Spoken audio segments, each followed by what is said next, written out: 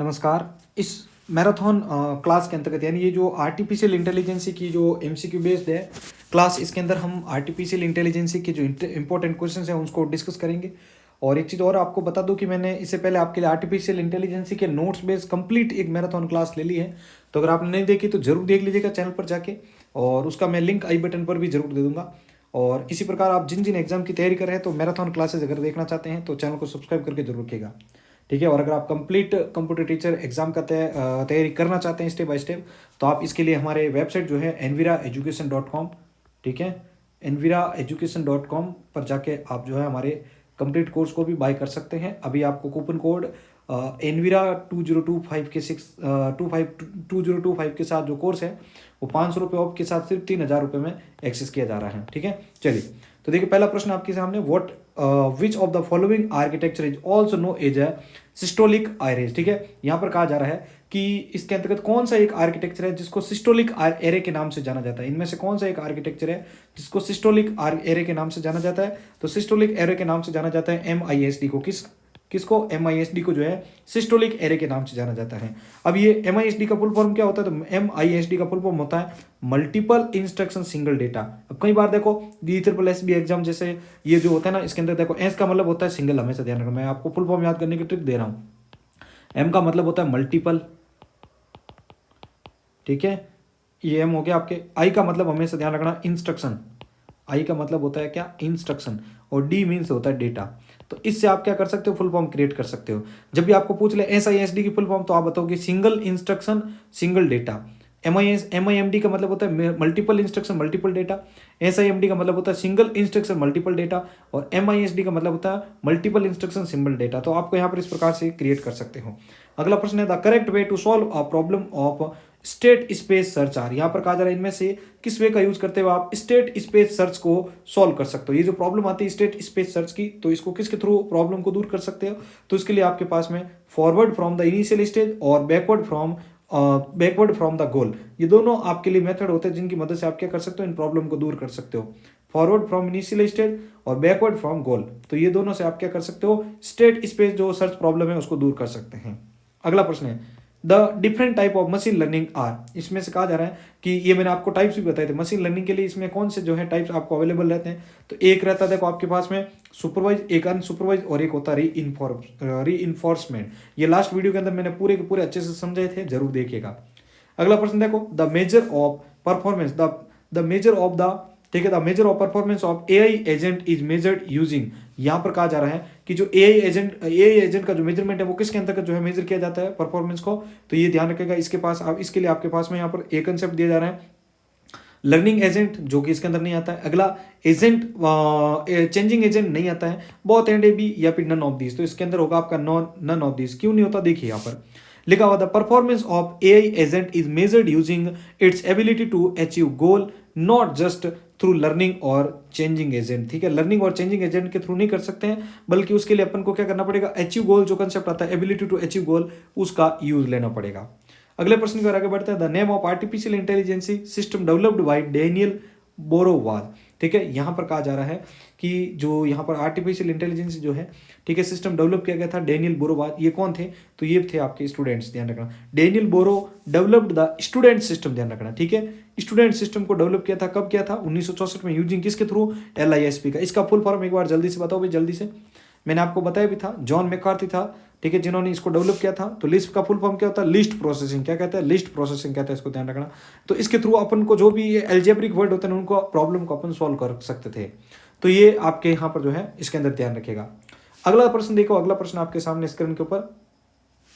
अगला प्रश्न है, the process of breaking an image into parts. इसमें कहा जा रहा है कि किसी इमेज को छोटे छोटे पार्ट्स में ब्रेक करना क्या कहलाता है? वेरी इंपॉर्टेंट क्वेश्चन है यहाँ पर आपका। The process of breaking image into, ठीक है, इनटू पार्ट्स, किसी इमेज को छोटे छोटे पार्ट्स में ब्रेक करना क्या कहलाता है? तो वो कहलाता है सेगमेंटेशन। बहुत ही अच्छी सवाल है आपके यहाँ पर, सेगमेंटेशन, ठीक है। इमेज को छोटे छोटे पार्ट्स में ब्रेक करना क्या कहलाता है? सेगमेंटेशन। अगला, the process of making two logical expression look identical is called, ठीक है। इसमें कहा जा रहा है कि द प्रोसेस ऑफ मेकिंग, ठीक है, एक ऐसा प्रोसेस जिसमें दो लॉजिकल एक्सप्रेशन को अपन आइडेंटिकल शो करवा सकते हैं। तो दो लॉजिकल एक्सप्रेशन को आइडेंटिकल शो करवाने के लिए किसका प्रयोग करते हैं, तो उसके लिए अपन यूनिफिकेशन का यूज करते हैं। किसका, यूनिफिकेशन का यूज करते हैं, ध्यान रखना। यूनिफिकेशन के थ्रू अपन क्या कर सकते हैं, दो लॉजिकल एक्सप्रेशन को आइडेंटिकल दिखा सकते हैं। अगला प्रश्न, द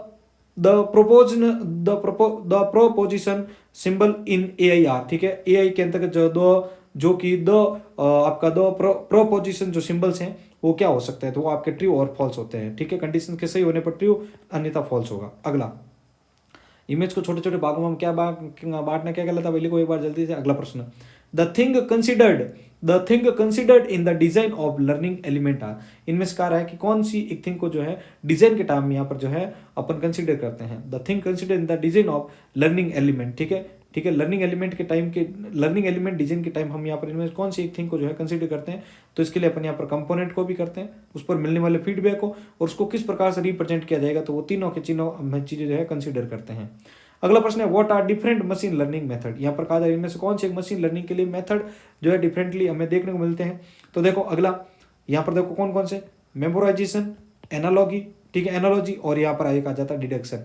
मेमोराइजेशन, एनालॉजी और एक आता है डिडक्शन, ये सभी आपके क्या है, मशीन लर्निंग मेथड्स है। अगला प्रश्न, what are the different type of artificial intelligence approach, इनमें से कौन सी एक डिफरेंट टाइप की आर्टिफिशियल इंटेलिजेंसी की अप्रोच है, तो देखो स्ट्रॉन्ग अप्रोच, वीक अप्रोच, अगला था अप्लाइड अप्रोच, ठीक है। तो यहाँ पर कौन से होंगे आपके, डी, यानी ऑल ऑफ दी अबव।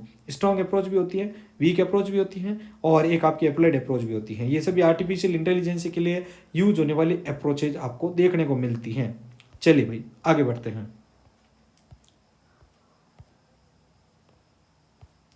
अगला प्रश्न देखिए, अगला प्रश्न आपके सामने है, what is meant by complete algorithm. यहाँ पर कहा जा रहा है कि कंप्लीट एल्गोरिथम का क्या मतलब होता है, ठीक है। कंप्लीट एल्गोरिथम क्या होता है, पहला, if a solution exist the algorithm will find it before terminate, यानी किसी भी एल्गोरिथम को टर्मिनेट करने से पहले अगर उसका प्रॉब्लम का सॉल्यूशन ढूंढा जाए तो वो बिल्कुल एग्जिस्ट कर सकता है। अगला, it will find the solution in a finite amount of time. Finite का मतलब होता है कि एक उसके लिए यहाँ पर क्या होगी, कंडीशन तय की जाएगी। जैसे मान लो कि मैं यहाँ पर करता हूँ i बराबर 10, ठीक है, और यहाँ पर मैं इसकी कंडीशंस की जो भी चेकिंग वगैरह हो रही है वहां पर मैं इसको बोलता हूँ कि भाई ये यहाँ पर आपके 10 तक या जो भी 11 तक है, तो यहाँ कब क्या होगा, आपका जो भी चेकिंग करने का है जो भी प्रोग्राम होगा वो क्या होगा, 11th पर आके क्या होगा, होल्ड हो जाएगा। तो फाइनाइट का मतलब होता है कि उसके लिए स्टेप्स होते हैं ना वो फिक्स होने चाहिए, ऐसा नहीं कि वो अनलिमिटेड चला जाए, ठीक है, इनफिनिट चला जाए, ऐसा कभी नहीं होना चाहिए। तो देखो पहला, इफ अ सॉल्यूशन एग्जिस्ट, अगर कोई सॉल्यूशन एग्जिस्ट करता है तो एल्गोरिथम उससे फाइंड कर सकता है टर्मिनेट करने से पहले, बिल्कुल सही है। अगला, it will find the solution in finite amount of, यानी जो टाइम ड्यूरेशन या जो आपके उसके लिए स्टेप्स ड्यूरेशन फिक्स किए गए हैं उसके अंदर उसको ये ढूंढ सकता है, बिल्कुल ये भी सही है। तो दोनों के दोनों ऑप्शन इसमें सही है, तो ये यहां पर आपका आ जाता है कंप्लीट एल्गोरिथम की विशेषता, ठीक है। अगला प्रश्न, एक आपका इनपुट आउटपुट भी होता है, ध्यान रखना। अगला, what is state space in AI, AI के अंतर्गत स्टेट स्पेस का क्या मतलब होता है। स्टेट स्पेस का मतलब क्या होता है, collection of all problem states, ठीक है, collection of all the problem state, जितनी भी प्रॉब्लम स्टेट्स हैं उन सभी का कलेक्शन क्या कहलाता है, स्टेट स्पेस कहलाता है। ध्यान रखना, जितनी भी प्रॉब्लम स्टेट्स होती हैं उन सभी का कलेक्शन क्या कहलाता है, स्टेट स्पेस। अगला प्रश्न, what is the work of task environment and relational agents, यहां पर कहा जा रहा है कि टास्क एनवायरनमेंट और रिलेशनल, ठीक है, rational agent, sorry, task environment और रेशनल एजेंट्स का क्या कार्य होता है, तो वो होता है प्रॉब्लम और सॉल्यूशन से रिलेटेड, ठीक है। टास्क एनवायरनमेंट और रेशनल एजेंट जो होते हैं वो प्रॉब्लम एंड सॉल्यूशन से रिलेटेड वर्क करते हैं। उम्मीद है कि यहाँ तक के जितने भी क्वेश्चंस हैं वो आपके लिए आने वाले एग्जाम को लेकर बहुत ही अच्छे रहेंगे। अगला प्रश्न, procedural domain knowledge in a rule, ठीक है, in a rule based system is in the form of, यहाँ पर कहा है प्रोसीजरल डोमेन नॉलेज होता है, ठीक है, किसी भी रूल बेस्ड सिस्टम में, तो वो किस फॉर्म में रखा जाता है, तो वो रहता है प्रोडक्शन रूल्स में, किसमें, प्रोडक्शन रूल की फॉर्म में रहता है, ध्यान रखना। प्रोसीजरल डोमेन नॉलेज PDK, ठीक है, जिसको कहा जाता है शॉर्ट में। प्रोसीजरल डोमेन नॉलेज होता है ना वो किसी भी रूल बेस्ड सिस्टम के अंतर्गत किस फॉर्म में रहता है, वो रहता है आपका प्रोडक्शन रूल फॉर्म में। अगला, विच ऑफ द, ठीक है, which of the following are appropriate level for a knowledge based AI agent, यहाँ पर कहा रहा है इनमें से कौन सा एक एप्रोप्रिएट लेवल है, ठीक है, जो कि किसके लिए माना जाता है, नॉलेज बेस्ड AI एजेंट के लिए। तो नॉलेज बेस्ड AI एजेंट के लिए कौन माना जाता है, नॉलेज लेवल, लॉजिकल लेवल और इंप्लीमेंटेशन लेवल, तीनों के तीनों माने जाते हैं। तो ऑल ऑफ द ऑप्शन सही है इसमें। अगला प्रश्न, which of the following are heuristic space, ठीक है, ह्यूरिस्टिक सर्च एल्गोरिथम, इनमें से कहा जा रहा है कि कौन सा एक जो है ह्यूरिस्टिक सर्च एल्गोरिथम माना जाता है। तो यहाँ पर इसमें बेस्ट फर्स्ट सर्च एल्गोरिथम और ठीक है, ए स्टार सर्च एल्गोरिथम। तो ये तीन दोनों के दोनों इसके अंतर्गत ऑप्शन सही होते हैं। अगली बात करते हैं, अगला प्रश्न आपके सामने आ रखा है कौन सा, which of the following are informed search method. इनमें से कहा जा रहा है कि कौन सा एक जो है इन्फॉर्म्ड सर्च मेथड माना जाता है। इन्फॉर्म्ड सर्च मेथड कौन सा माना जाता है, बेस्ट फर्स्ट सर्च, ए स्टार सर्च और मेमोरी बाउंड ह्यूरिस्टिक सर्च। ये सारे के सारे जो है वो किसके एग्जाम्पल है, ये इन्फॉर्म्ड सर्च मेथड के। अगला प्रश्न, which of the following are valid 3D image processing technique. इसमें से कौन सी एक valid 3D image processing technique मानी जाती है, तो मोशन, टेक्सचर और कॉन्टोर। ठीक है, कॉन्टोर। तो ये सारे के सारे किसके एग्जाम्पल हैं, valid 3D image processing technique है, मोशन, टेक्सचर और कॉन्टोर। अगला, which of the following are valid machine learning algorithm. इनमें से कहा जा रहा है कि कौन सा एक जो है वैलिड मशीन लर्निंग एल्गोरिथम माना जाता है।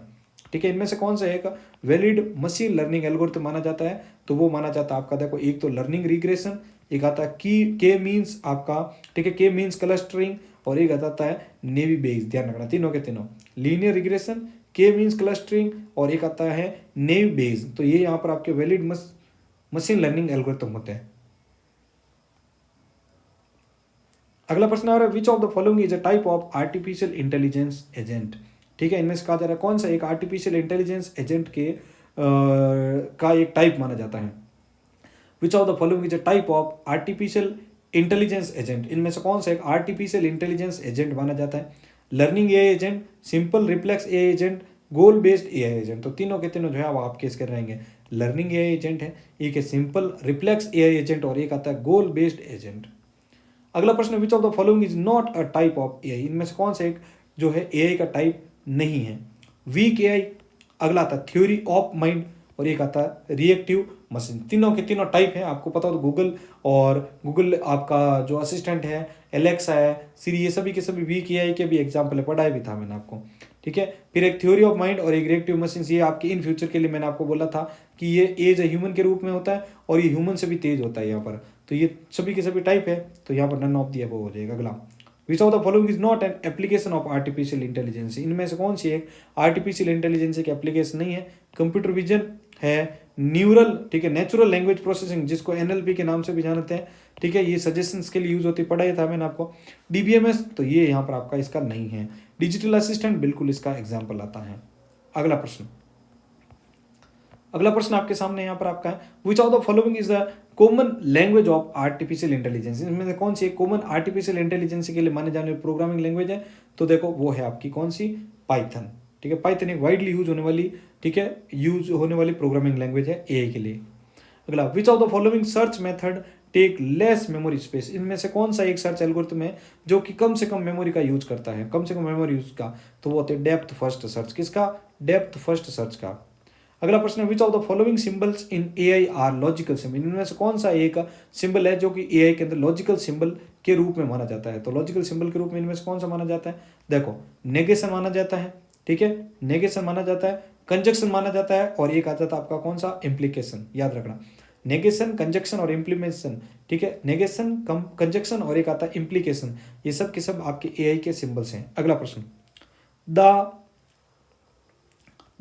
लिमिटेशन गेम, देखो the limitation game was the original name of, ठीक है, द लिमिटेशन गेम जो ओरिजिनली किसका नेम है, तो द ट्यूरिंग टेस्ट का। आपको पता है एलन ट्यूरिंग के द्वारा किया गया था, मैंने आपको बताया भी था, सबसे पहला ट्यूरिंग टेस्ट किया गया था, तो उसका नाम क्या दिया गया था, उसका नाम यहाँ पर द लिमिटेशन गेम रखा गया था, ध्यान रखना।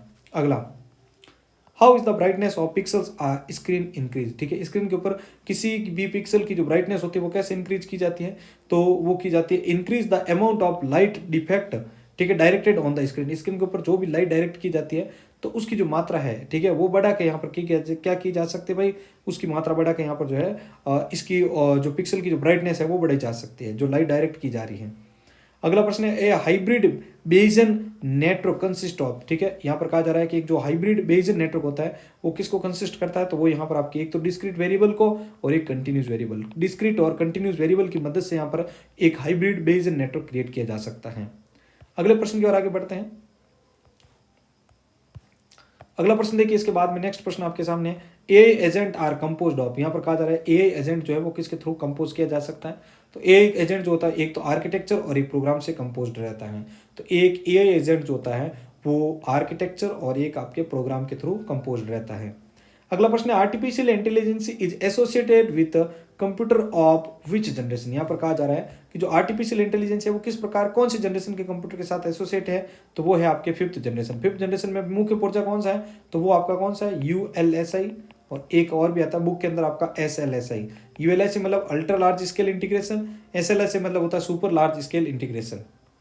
अगला प्रश्न, blind search can be used for which of the following है, which of the following situation. इनमें से कहा जा रहा है कि जो ब्लाइंड सर्च होता है वो इनमें से किस सिचुएशंस के लिए यूज किया जाता है, तो वो आपके आता है स्मॉल सर्च स्पेस के लिए। किसके लिए, स्मॉल सर्च स्पेस के लिए, स्मॉल सर्च स्पेस के लिए यूज किया जाता है ब्लाइंड सर्च।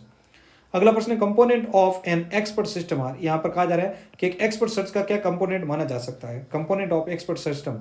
ठीक है, तो इनमें से कौन सा एक जो है एक्सपर्ट सिस्टम के लिए कंपोनेंट माना जाता है, तो नॉलेज बेस, यूजर इंटरफेस और इंटरफेस इंजन।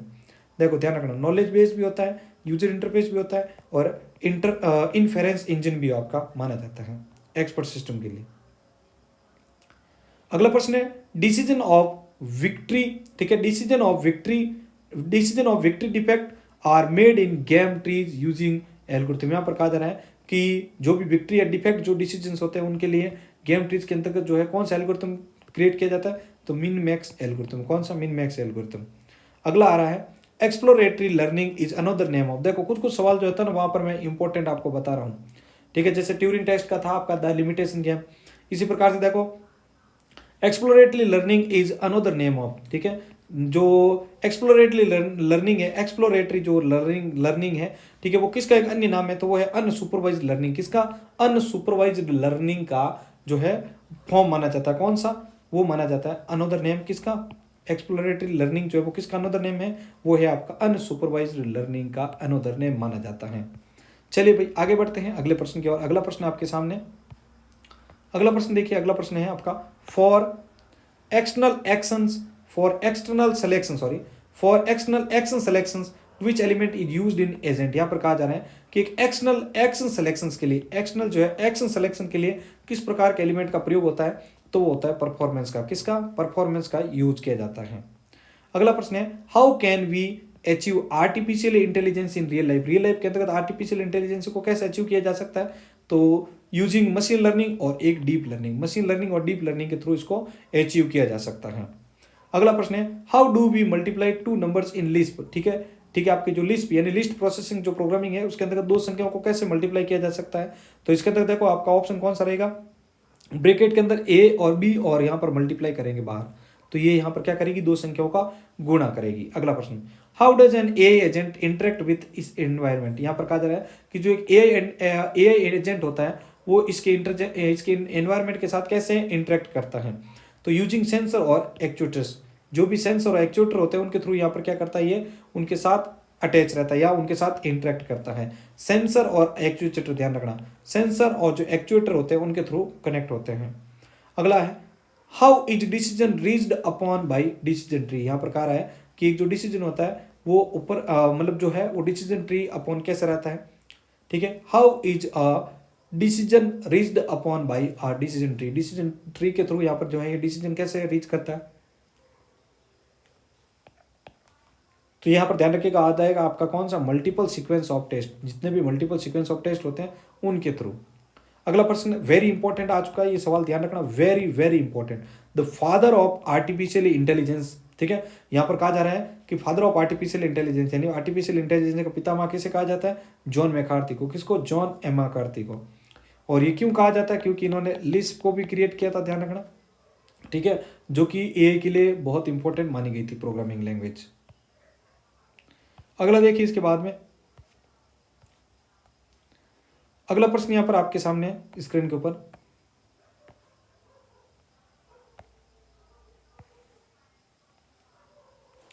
सवाल है how many types of observing algorithm. ठीक है, ऑब्जर्विंग एनवायरनमेंट आर देयर। यहां पर कहा जा रहा है कि ऑब्जर्विंग एनवायरनमेंट जो होते हैं वो कितने टाइप के होते हैं, वो होते हैं दो प्रकार के। कितने, दो प्रकार के होते हैं, एक होता है फुल्ली ऑब्जर्व और एक होता है पार्शियली ऑब्जर्व। याद रखना, दोनों के दोनों नाम याद कर लीजिएगा, फुली ऑब्जर्व्ड और एक होता है पार्शियली ऑब्जर्व्ड। ये दो प्रकार के आपके ऑब्जर्विंग एनवायरनमेंट होते हैं। अगला how many type of quantification are there in AI. Artificial intelligence के अंदर, आर्टिफिशियल इंटेलिजेंस के अंतर्गत कितने प्रकार के क्वांटिफिकेशन होते हैं, तो वो होते हैं आपके दो प्रकार के। कितने, दो प्रकार के कौन कौन से? यूनिवर्सल और एक होता है एक्सिस्टेंशियल, ठीक है, एग्जिस्टेंशियल और एक होता है यूनिवर्सल। एक यूनिवर्सल होता है और एक होता है एग्जिस्टेंशियल, ध्यान रखना, एक होता है ये और एक ये होता है एग्जिस्टेंशियल और एक होता है यूनिवर्सल। अगला प्रश्न है how many types of recognition, ठीक है, recognition are there in a के अंदर कितने प्रकार के रिकॉग्नाइजेशन होते हैं? 3 प्रकार के। कितने? 3 प्रकार के, ध्यान रखना। कौन कौन से?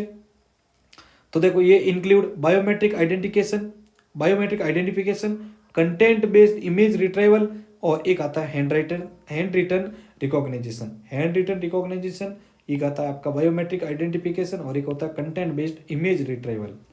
अगला प्रश्न है if a machine can changes, ठीक है, if a machine can change it course of action based to external environment on its own the machine is called. यहाँ पर कहा जा रहा है कि एक मशीन अगर अपने कोर्सेज को, ठीक है, एक्शन के आधार पर जो है एक्सटर्नल एनवायरनमेंट के आधार पर अगर उसको चेंज करती हैं तो ऐसी मशीन को क्या कहेंगे? तो उसको कहेंगे इंटेलिजेंट मशीन। किसको? इंटेलिजेंट मशीन को कहेंगे।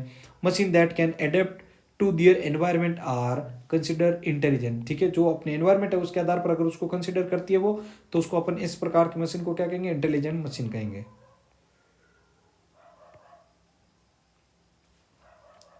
अगला प्रश्न है how many category process, how many category process is artificial intelligence classified in. यहाँ पर कहा जा रहा है कि आर्टिफिशियल इंटेलिजेंस के अंतर्गत कितने प्रकार की कैटेगरी जो है प्रोसेस की जो है वो आपके क्लासिफाई की गई है? तो वो है आपके 3 प्रकार की। कौन सी? 3 प्रकार की।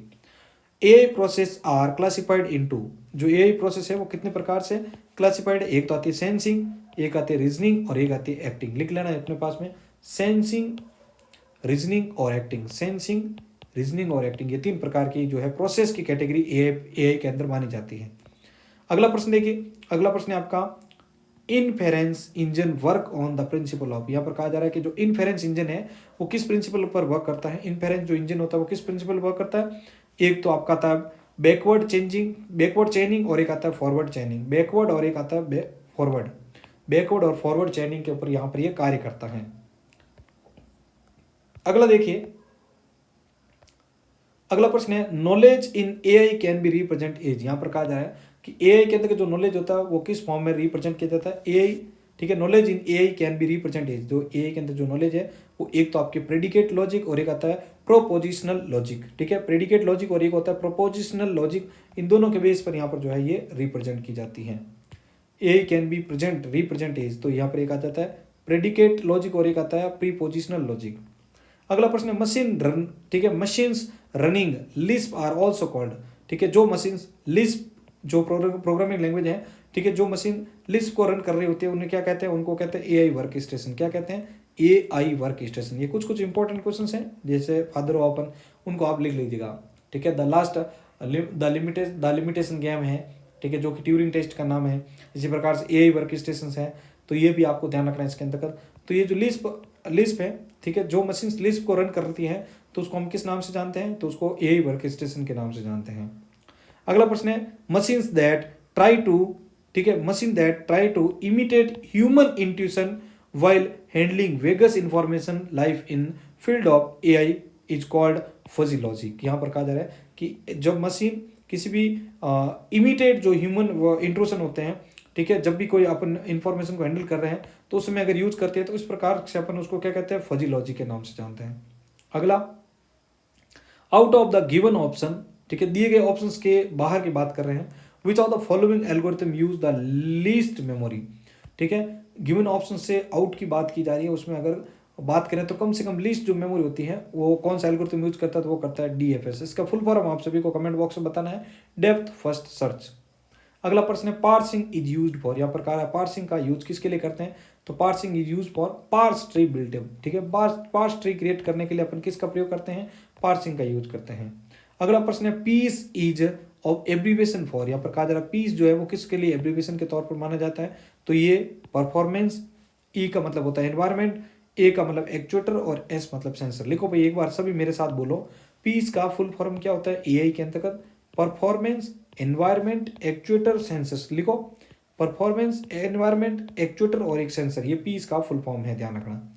उम्मीद है कि ये यहाँ पर तक कंसेप्ट आपको समझ में आ चुका होगा और ये थी आपके लिए आज की एक कंप्लीट क्लास। इसकी PDF आप हमारे टेलीग्राम चैनल से डाउनलोड कर सकते हैं। साथ ही आपको मैं बताता हूँ कि अगर आप राजस्थान कंप्यूटर अनुदेशक भर्ती का कोर्स ज्वाइन करना चाहते हैं तो आप सभी के लिए कोर्स जो है शुरू किया जा चुका है। कंप्यूटर फंडामेंटल की कंप्लीट क्लासेज आपको प्रोवाइड की जा चुकी हैं, ठीक है। और सारी की सारी बहुत ही शानदार तरीके से हिंदी बेस्ड पर आपको पढ़ाई हुई है, तो उनको आप जरूर चेक कीजिएगा, ठीक है। इससे पहले हमने राजस्थान कंप्यूटर अनुदेशक के लिए जो तैयारी करवाई थी, तो उसके अंदर हमारे जो सिलेक्शन थे वो 463 सिलेक्शन थे कंप्यूटर अनुदेशक के अंदर, ठीक है। उसके बाद में हमने यहाँ पर IAS एग्जाम के लिए भी तैयारी करवाई थी, जिसमें 283 के आसपास जो है सिलेक्शंस रहे थे।